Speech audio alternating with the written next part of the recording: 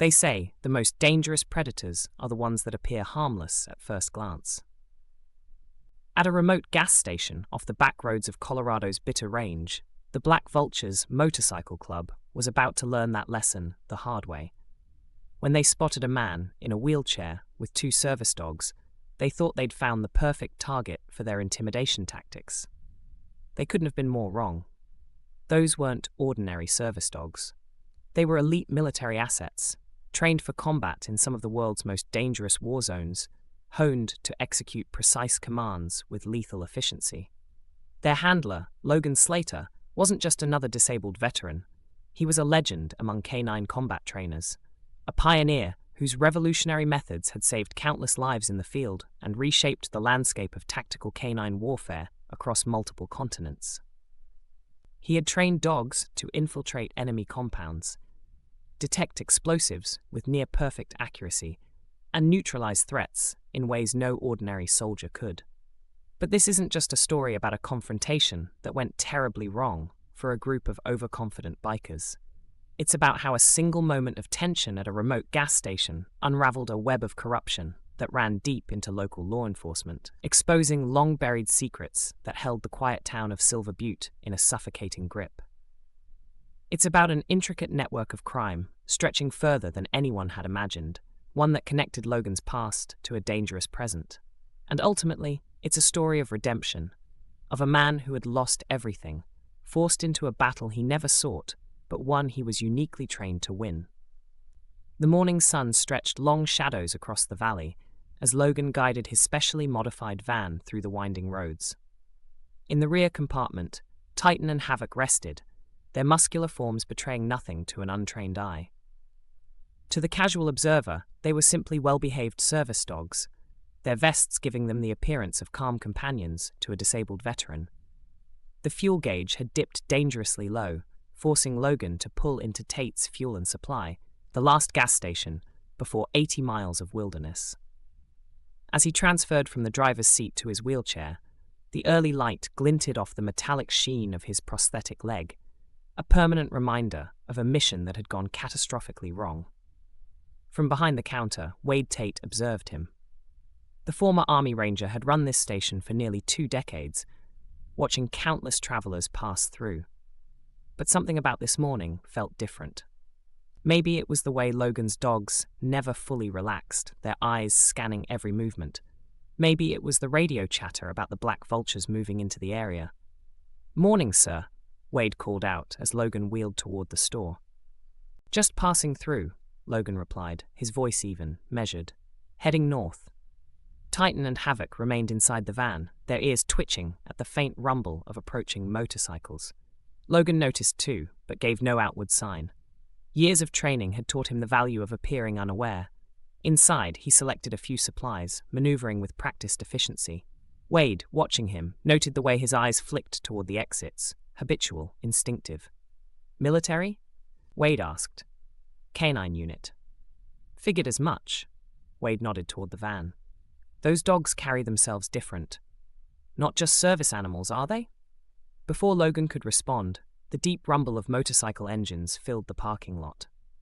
Through the store windows, 5 bikes rolled up, their riders wearing the unmistakable black and red insignia of the Black Vultures. The growl of the engines settled into an ominous silence as the bikers dismounted, each movement deliberate, predatory. Wade exhaled slowly, his eyes flicking toward the shotgun mounted under the counter. "Been hearing about these guys," he murmured. "They've been leaning on businesses for protection money. Local law's been either blind or paid off. Last week, they put the squeeze on Miller's auto shop, burned out his backlot when he refused." Logan's eyes remained on the bikers as they spread out, positioning themselves in a loose semicircle. His voice was low, steady.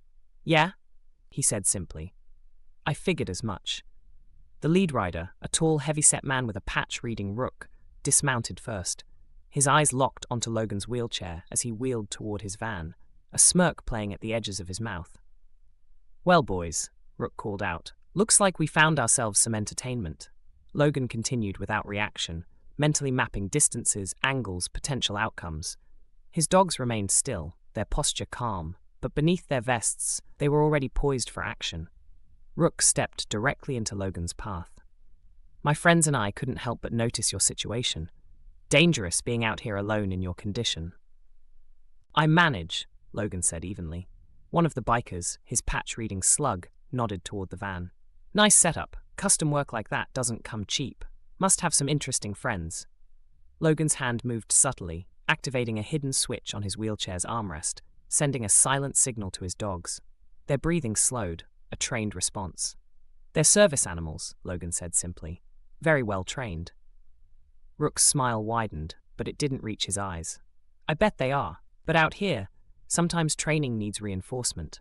Maybe we can help with that. The tension thickened as the bikers spread out slightly, forming a loose semicircle. Wade's hand moved beneath the counter. Logan remained still, exuding nothing but calm. You hear that, boys? Rook said. Got us a real soldier here. But that was before, wasn't it? Before this? He gestured at Logan's wheelchair. Logan's expression remained neutral, but in his earpiece, Titan and Havoc's monitored breathing changed. They had detected movement behind the van. Logan flicked his fingers against his armrest, another silent signal. I'd step back from the van, Logan said, his tone unchanged. Particularly you, Slug. You're inside Titan's reaction zone.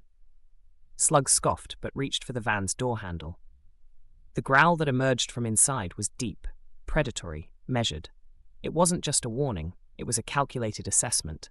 Titan had locked onto him, reading his intent, evaluating his movements with the precision of a seasoned operative. The shift in the dog's stance sent a primal wave of dread through Slug, an instinctive recognition of something far beyond an ordinary canine. Slug's bravado cracked, his breath hitching as he stumbled backward. Jesus, he muttered. That ain't normal. Titan took a step forward, his muscles coiling, his head tilting slightly as if calculating the exact moment to strike. The dog's deep-set amber eyes bore into Slug, unblinking, unwavering, and full of promise. A promise of swift and decisive action if the situation escalated any further. The other bikers exchanged wary glances, shifting subtly. They had faced down plenty of men before, but there was something different about this. Logan wasn't flinching, wasn't scrambling to defuse the situation. He simply sat there, unwavering, his fingers resting lightly against the controls of his wheelchair, as if he had already mapped out every possible outcome. What kind of service dogs are these? Slug asked, voice lower now, more cautious. The kind that don't need a second warning, Logan replied, his voice cool as steel. Rook's lips pressed into a thin line. You training attack dogs now? No, Logan said, his grip tightening subtly on the armrest. I train professionals, and Titan and Havoc are the best of them. A silence stretched between them, thick and unyielding, before Rook finally exhaled through his nose, weighing his options. The kind that let you be this close only because I haven't given them a different command yet. Rook's expression hardened. That a threat? No, Logan's voice was calm. That's a fact.